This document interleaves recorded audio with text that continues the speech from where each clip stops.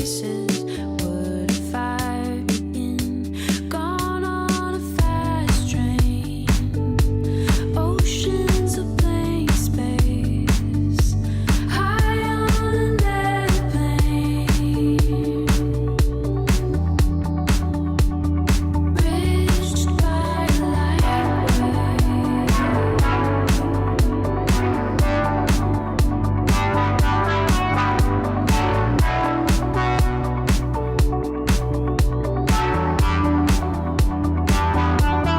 If I went back in time, remove the boulders that still chase us, would we still let lust create us, or would we start to climb if our dimensions were the same?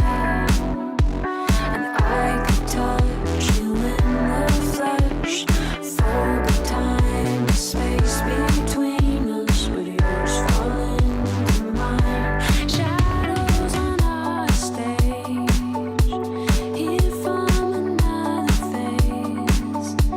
Nothing in our way. All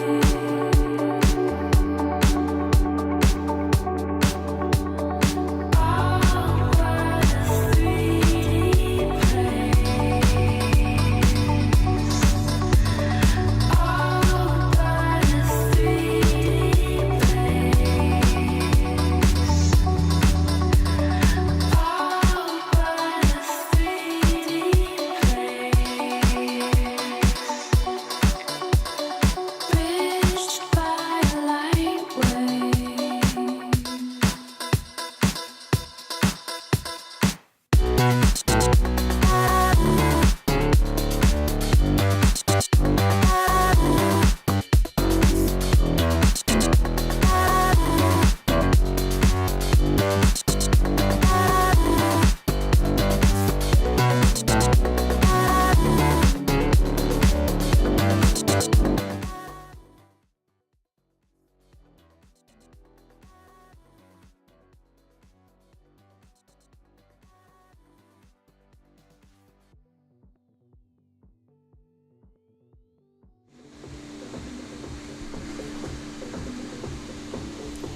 Welcome back to Crypto Educator, guys. How you all doing?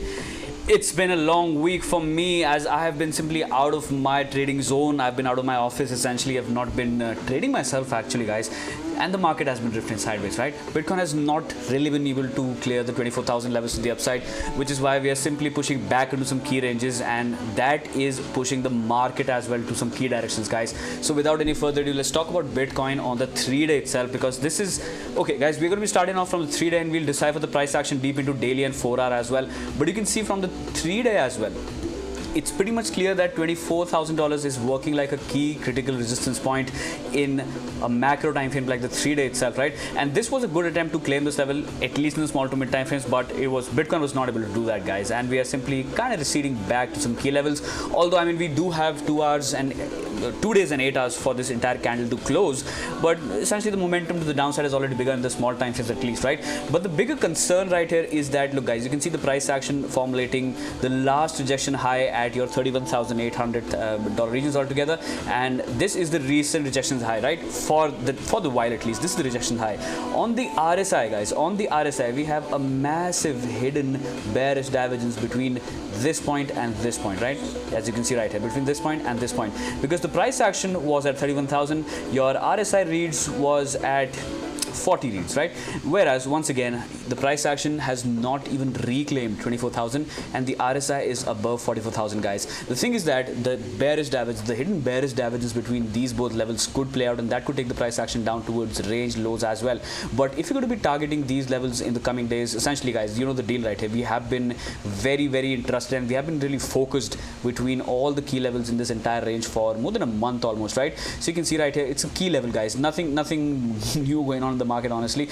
But looking at the price action, the first key level for support, the bulls hope, the last hopes for all the bulls, is at 22.5, guys. It's at this price point right here. Once you lose this one, you're going to be teleporting down all the way towards 21.5, and ultimately the bigger resolution, however, most likely comes down at $18,000 to $17,000 once again, if this bigger side of hidden bearish divergence plays out as a whole, guys. Now the thing is that in the macro scheme of things, in the macro price action, this is the 3-day time frame, which is why I'm going to be talking about from a macro perspective. If you're trading the weekly, or maybe if you're looking at monthly price action, maybe this is what could happen, right? I'm just going to be creating a roadmap for Bitcoin's price action, which let's see if it really plays out or not.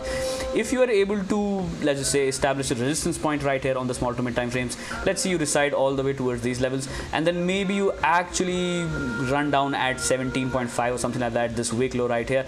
That is when most likely the RSI kind of formulates a higher low in context of this one right here. And if the price action goes anywhere below this price point, you'll have a macro bullish divergence between this point and this point right here. So this could essentially, guys, this point could actually work like a good, let's just say, midterm investment point as well. I mean, midterm buy level as well for Bitcoin altogether. It's pretty much clear because the reaction that came in from the first go at 17.5 was a nice one in the market, right? So maybe if we come back towards these levels, maybe something like that could happen once again in the price action. Okay, so with that said, let's jump into the daily time frame for Bitcoin. We do have a lot of things to talk about in this video, guys. Now, once again, this one, the price action right here, oh my god, okay, all right, the price action right here is kind of replicating the same price action which was right, guys. Do you remember this week? We were like, I was simply streaming all throughout this week right here when every single daily candle was just a rejection coming from $24,000, and we kind of went all the way towards 55, or all right, the 21 simple daily moving average right here. We kind of rejecting this moving average as of now. So the thing is that the sell-off that is coming from 22.5 is kind of, it has a lot more magnitude, guys. The sell pressure from $24,000 at this point in time is certainly higher than what was happening in the last week of July itself, right? Now this rejection was kind of weak, which is why we came back towards 21 simple, and we had a good bounce from these levels and start going all the way towards these price points once again. But you can see in the grand scheme of things, we have not really been able to reclaim this level, guys. We're looking at same sort of price action coming from $24,000 once again, which simply calls for a lot of concern, which simply tells us that the market is generally meh.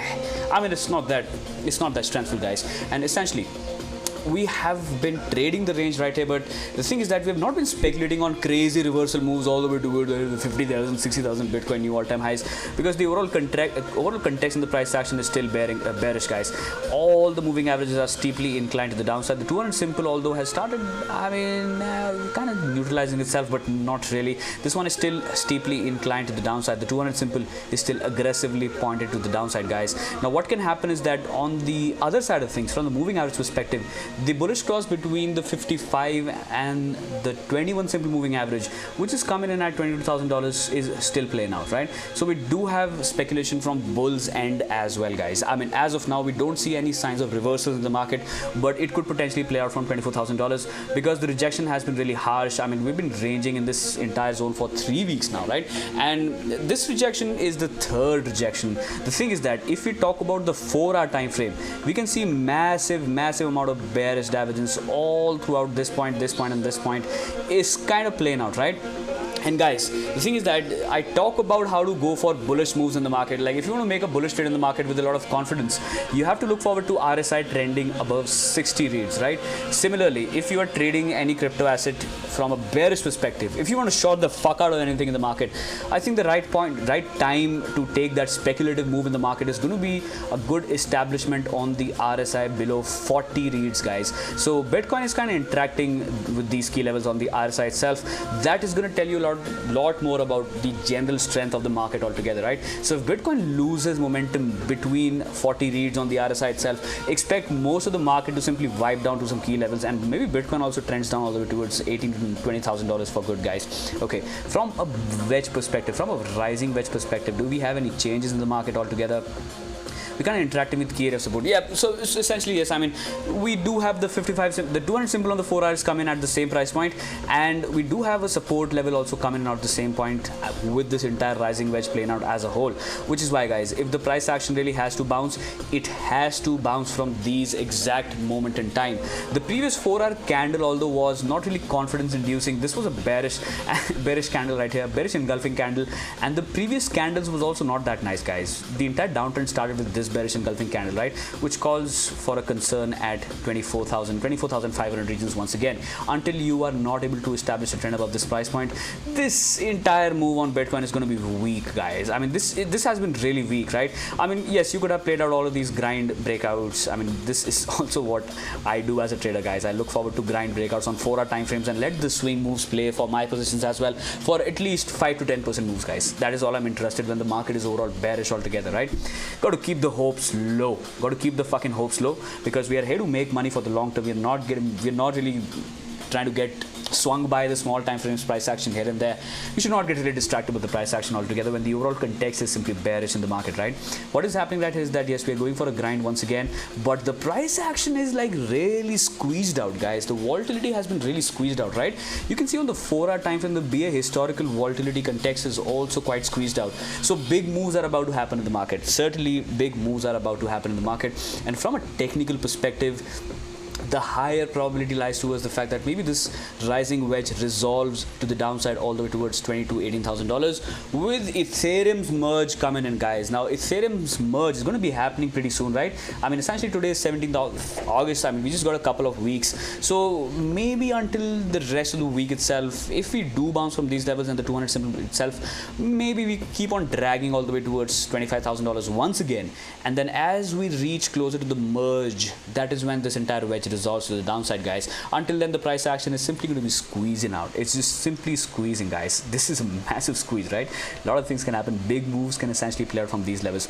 And essentially, as I was kind of doing some TA hocus focus on the RSI, the trend with the rising wedge is also squeezing out on the relative strength index, which has already broken out as of now. So maybe this could be an early indicator as well, guys. You can see that the RSI started breaking down at 50 reads onto these levels. If you can see this level right here, quite tiny, guys. I hope you guys can see. So essentially the RSI started breaking below 50 reads when the price on Bitcoin was rejecting $24,000. So in the small to mid time frames, $24,000 is going to be key critical level of interest, guys. Now on the 4-hour itself, if you do see a trend being established above $24,000, that can call for a good looking trade all the way towards $25,000 once again. So yeah, I mean, yet another 4 to 5% range, guys. And essentially if Bitcoin covers a 4 to 5% range to the upside from these levels, Ethereum will probably do a 8% and maybe Solana or something like that.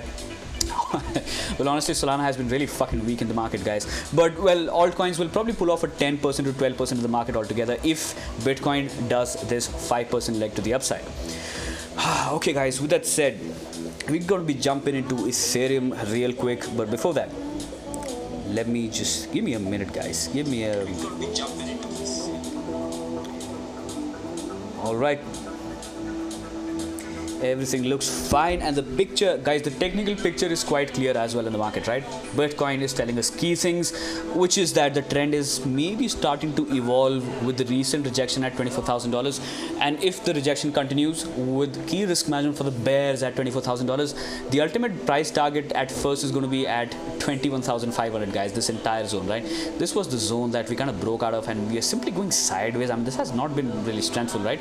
The first target is going to be at 21.5, but the ultimate resolution most likely takes Bitcoin all the way towards $18,000 for good. So I think bears in this kind of landscape, bears have a bigger edge in the market, guys, because this could be a 80 to 20% down leg that somebody could play out in the market, right? Position yourself nicely and play these trades to the upside and the downside, and these opportunities will keep on coming and they'll keep on going, guys. But the thing is that if you have risk management on place, for the time being, risk management is at $24,000, but ultimately if it kind of resolves to the downside, we have a good 20% move to capitalize on to the downside, guys, to the downside, right? That is what we can do on Bitcoin, something which I've been speculating on. Okay, guys, the thing is that, I mean, information is available out there, everything is available out there. All of us knows that the price action is squeezing on some key levels. The only thing that separates good traders from good information is that how are they executing in the market. Execution separates out everything, guys. Execution will filter out bad traders from good traders, right? So the thing is that, talking from an execution standpoint, manage your risk, have a good position size in the market, do not over leverage yourself. If you have these things in place, guys, you're probably going to be doing better than 90% of the market, guys. It's as clear as that, right? It's just very, very simple, right? Okay, apart from that, I think we don't really have much to talk about on Bitcoin. Let's jump into Ether right here on the 3-day time frame. Now, RSI kind of doing the same thing as Bitcoin, right? RSI on the 3-day for Ethereum is doing the same thing, guys. So Bitcoin RSI on Bitcoin is also kind of reverting from these levels. Maybe this leg, if Ethereum continues the downtrend, kind of goes and retests this breakout zone at 43 reads once again on the RSI. Although I do personally feel that we do bounce in the small to mid time frames, and we do have a legit test of the 55 simple on the 3-day, which is the $2,100 levels, guys. The ultimate target for this entire leg to the upside was the 55 simple moving average as soon as we started establishing a trend above 21 simple on the 3-day itself, right? So we have not really tested this price point right here. The only reason why I talk about this level is that because the 55 simple on the 3-day has been amazing, guys. It's been a very, very good critical area of interest for all the traders out there in the market who've been trading Ethereum's swing moves to the upside and the downside. The thing is that the price action bounced from $880, guys, if I'm not wrong. Yep, 880, right? And it's up already 130%. Holy fucking shit. I mean, it's talk about the fucking market volatility. Ethereum is up 130% from the lows and is currently residing just beneath the 55 simple moving average. So I think that, yes, guys, if you are just technically trading the market from a profit and loss situation, this is a good area of interest to take profits from the market, right? And at least this is a good area to just kind of leverage yourself down and kind of be, let's say, guys, it's time to be vigilant in the market. It's just you have to pay attention from these levels because volatility could start expanding on Bitcoin at first, and that could reflect on Ethereum, guys, because if Bitcoin has 20% downside, Ethereum has a lot more, guys. Ethereum has almost a 50% downside from these levels, right?